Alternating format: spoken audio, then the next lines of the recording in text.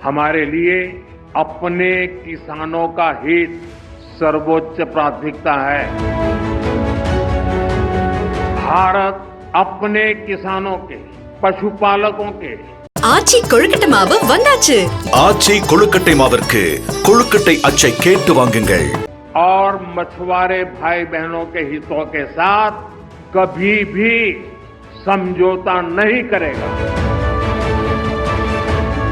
व्यक्तिगत रूप से मुझे बहुत बड़ी कीमत चुकानी पड़ेगी, लेकिन मैं इसके लिए तैयार हूं। मेरे देश के किसानों के लिए, मेरे देश के मछुआरों के लिए, मेरे देश के पशुपालकों के लिए। साथियों, हमारे लिए अपने किसानों का हित सर्वोच्च प्राथमिकता है।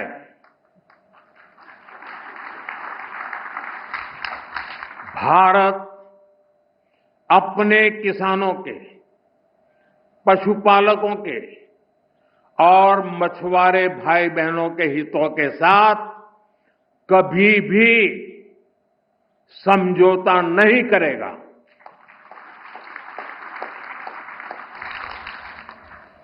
और मैं जानता हूं, व्यक्तिगत रूप से मुझे बहुत बड़ी कीमत चुकानी पड़ेगी, लेकिन मैं इसके लिए तैयार हूं।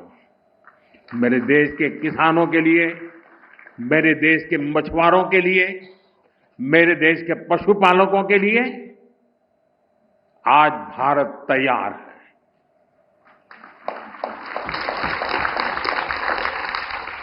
किसानों की आय बढ़ाना, खेती पर खर्च कम करना, आय के नए स्रोत बनाना, इन लक्ष्यों पर हम लगातार काम कर रहे हैं। साथियों, हमारी सरकार ने किसानों की ताकत को देश की प्रगति का आधार माना है।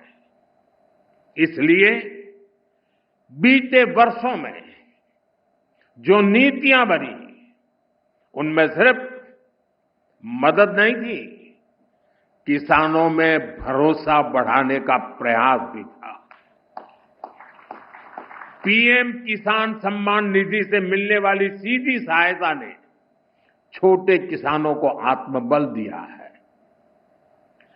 पीएम फसल बीमा योजना ने किसानों को जोखिम से सुरक्षा दी है। सिंचाई से जुड़ी समस्याओं को पीएम कृषि सिंचाई योजना के माध्यम से दूर किया गया है। 10,000 एफपीओस के निर्माण ने छोटे किसानों की संगठित शक्ति बढ़ाई है। कोऑपरेटिव्स और सेल्फ हेल्प ग्रुप्स को आर्थिक मदद ने ग्रामीण अर्थव्यवस्था को नई गति दी है।